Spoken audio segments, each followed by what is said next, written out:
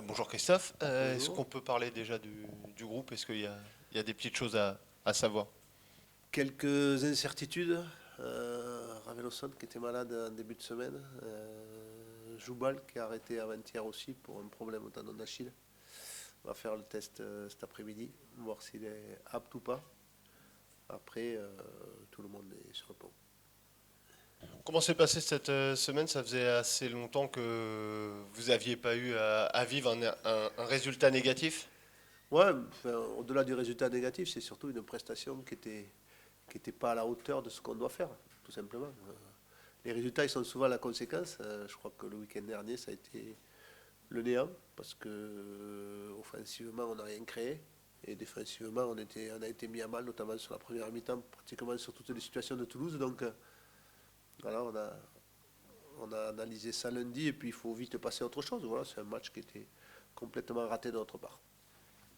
Est-ce que vous disiez c'est une piqûre de rappel, est-ce que ça peut faire du bien? On le saura à l'avenir, mais vous voyez ce que je veux dire quand on est dans une spirale.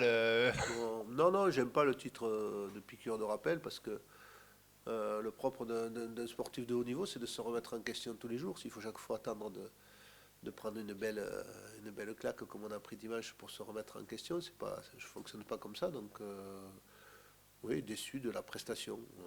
Pas déçu des résultats parce qu'il est tout à fait logique, mais déçu de la prestation. Donc, j'espère que sur les deux matchs de championnat qui nous restent à la maison, on va donner notre image que ce qu'on a donné la semaine dernière. L'avantage de jouer contre le Paris Saint-Germain, même s'il faut que ça soit le cas contre toutes les équipes, c'est qu'au niveau de la motivation et surtout au niveau de l'intensité que vous allez devoir mettre, voilà, vos joueurs savent qu'en baissant d'un petit cran, ça peut être fatal, quoi, finalement. Oui, on connaît. Je ne vais pas faire ici l'analyse de l'équipe qu'on rencontre demain parce que ce serait trop long. Mais on sait très bien à quoi on s'expose face à des équipes de ce niveau-là.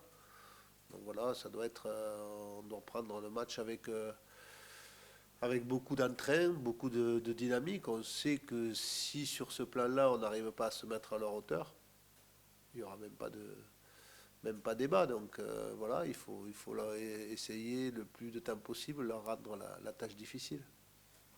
Est-ce que c'est le meilleur moment pour les prendre, vu leur état de forme actuel?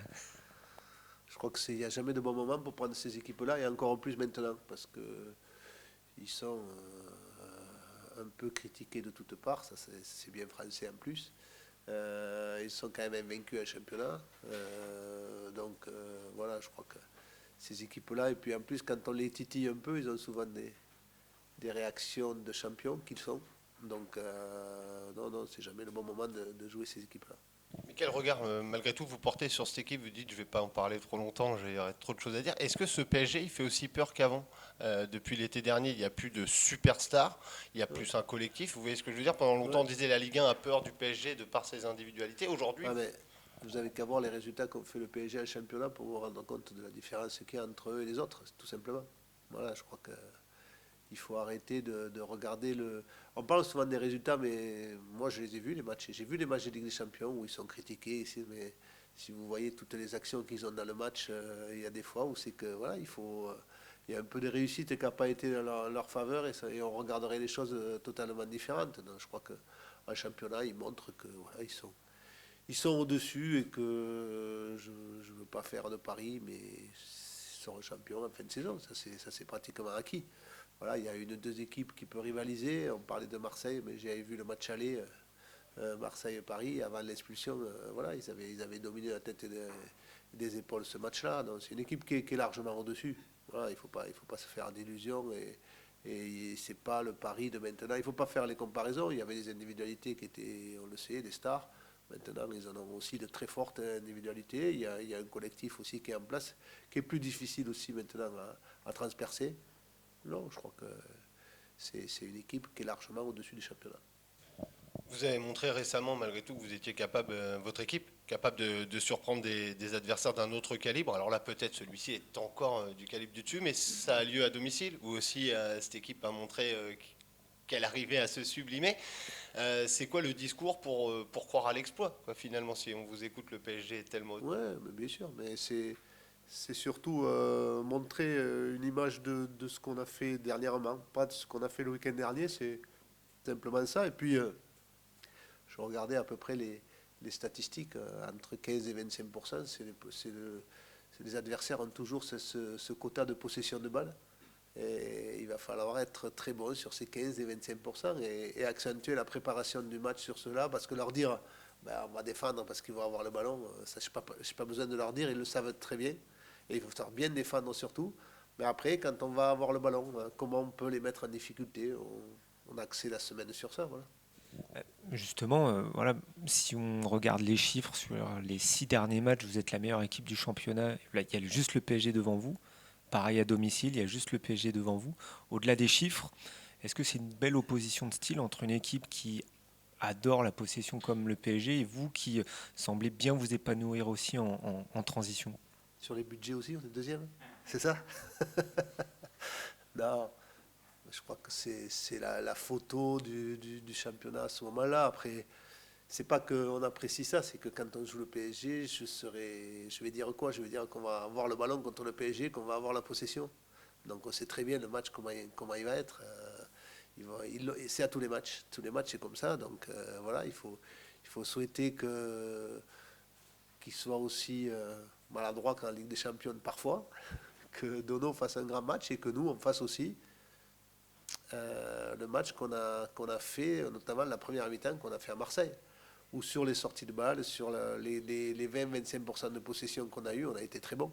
Voilà, tout simplement.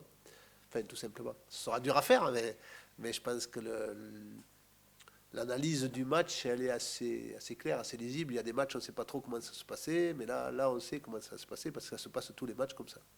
Julien a parlé tout à l'heure des individualités offensives de ce PSG qui ne sont plus présentes par rapport à votre dernière confrontation. Mais du coup, pour faire le focus sur ce PSG de maintenant, sans forcément pointer sur une individualité, qu'est-ce qui vous impressionne chez cette équipe parisienne, peut-être au niveau du joueur ou au niveau de Ouais, certaines séquences? c'est pas au niveau des joueurs, il y a beaucoup de joueurs qui m'impressionnent chez eux, mais on voit que c'est une équipe qui a à la fois un jeu de position et surtout une qualité technique sous pression dans les petits espaces qui est incroyable.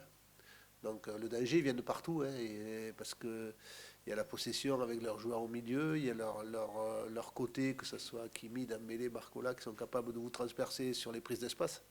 Donc il y a beaucoup de qualités à contrer. Donc quand je regarde moi le PSG avec des yeux de technicien, je suis quand même assez impressionné par ce qu'ils sont capables de faire et la qualité qu'ils ont surtout dans la capacité à éliminer dans les petits espaces, que ce soit en possession ou individuellement.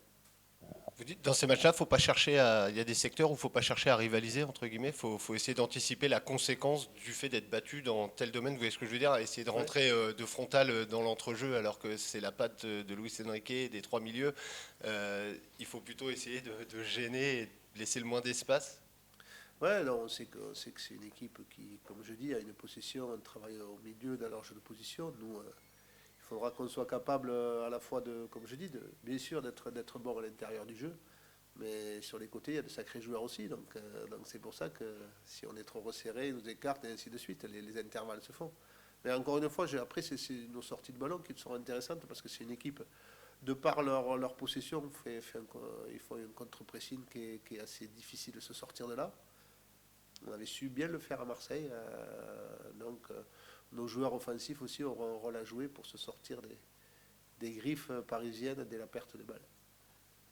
Au niveau de l'équipe, on avait l'impression sur la série où il y a eu des bons résultats, il y avait vraiment un monstre qui s'est dégagé. Et là, voilà, depuis le retour des sélections, je ne sais pas si les états de forme, des choix de coaching, c'est un peu moins marqué, notamment en charnière où vous avez par exemple laissé Akpa, et donc là ça a fait au chaud du Diomandé qui se sont partagés. À droite, on a l'impression que le retour de Joly peut redistribuer les cartes.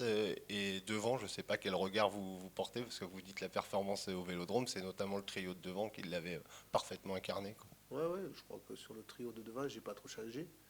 Après, derrière, il y a eu des états de forme qui sont pour des retours de sélection. Je pense à Sina, je pense à Ocho aussi qui a eu son problème au genou. Et puis, il ne faut pas oublier que la concurrence est là. Et quand on voit je veux dire, Clément qui a pris une place là, Et donc ça crée de la concurrence. C'est ça qui est important pour une équipe. Ça crée une émulation positive. Il faut que tout le monde tire vers le haut dans les matchs pour rester là. Je crois qu'après, Kijana a enchaîné beaucoup de matchs. Paul, je ne lui ai pas fait un cadeau en le faisant rentrer à la mi-temps parce que je trouve qu'il n'est pas prêt encore à 100%, mais il est là aussi pour nous aider. Donc c'est bien qu'il y ait de l'émulation, oui, sur tous les postes parce qu'on sait qu'on en a besoin pour tirer tout le monde vers le haut. Quel sera le rôle de l'abbé Deschamps dans cette confrontation où on s'attend à un peu de souffrance, à pas forcément avoir beaucoup le ballon? Ça va être quoi? Ouais, il va falloir qu'il souffre avec nous, qu'il nous aide.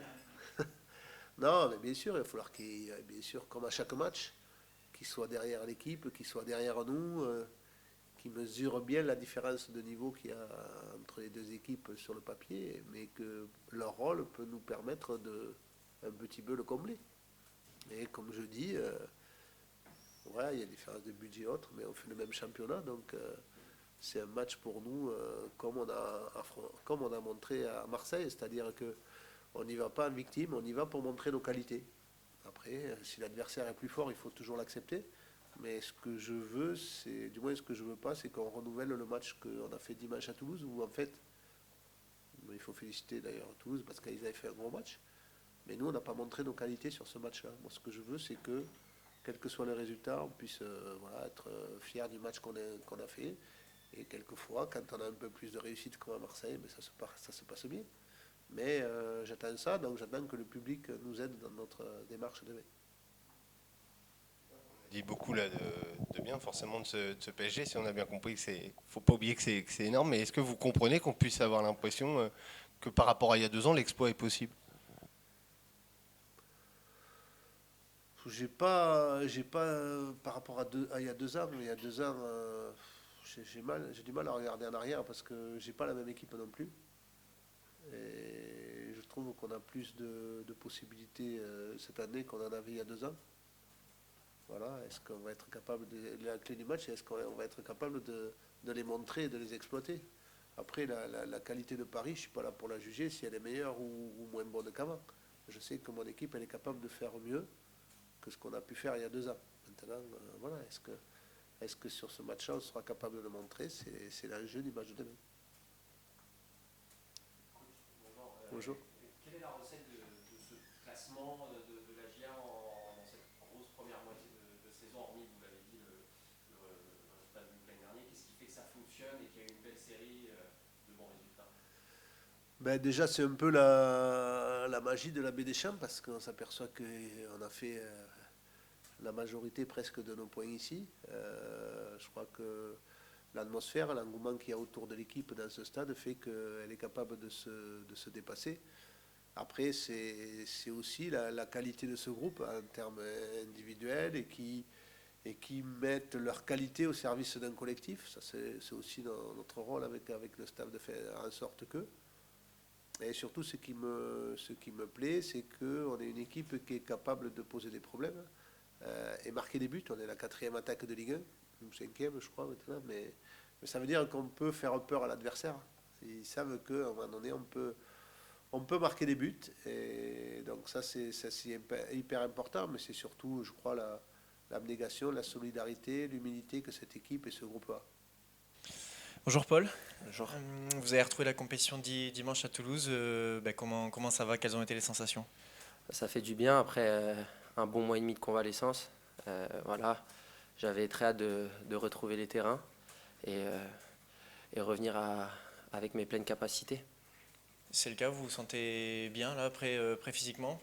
Oui, maintenant je me sens bien. Ça a mis un peu de temps à retrouver la rapidité du jeu qu'il peut avoir en Ligue 1, mais maintenant je me sens prêt à être présent.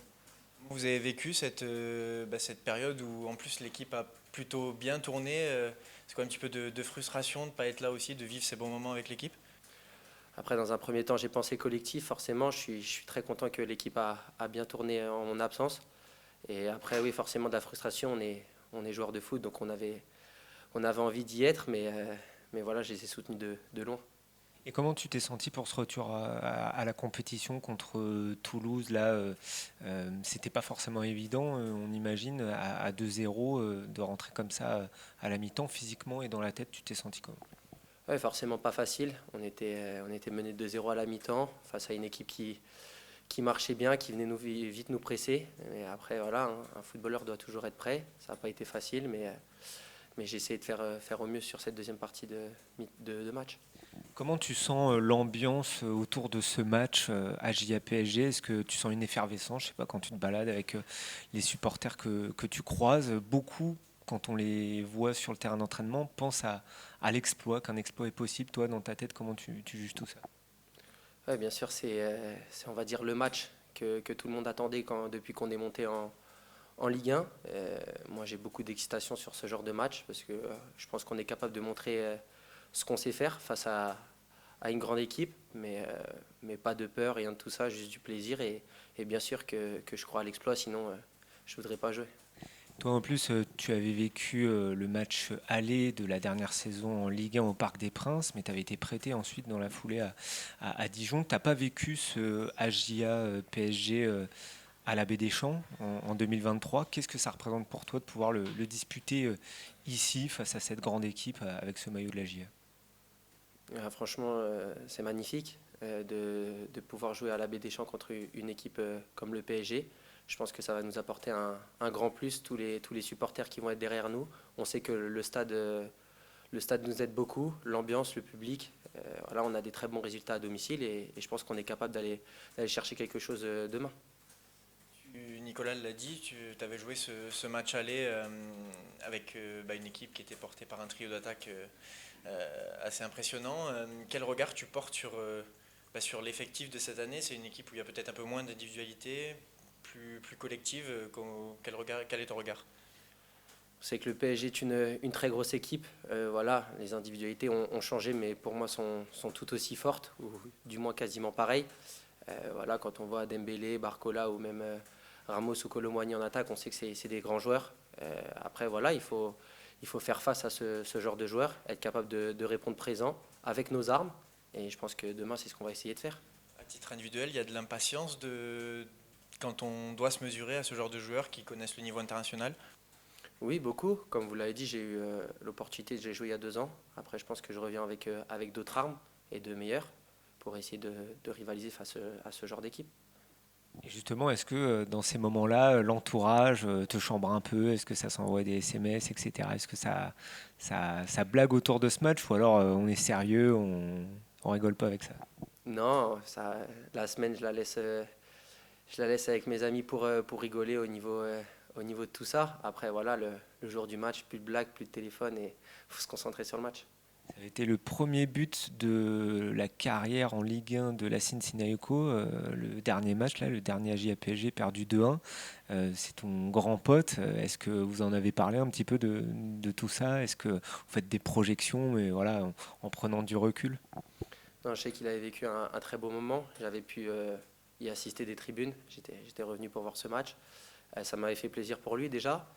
J'espère que demain il arrivera à faire de même. Si en plus nous donner le but de la victoire, ça sera encore mieux. Mais non, j'étais très content pour lui. Et oui, forcément, lui en tant que supporter parisien, c'est toujours beau de marquer contre son équipe qu'on supporte.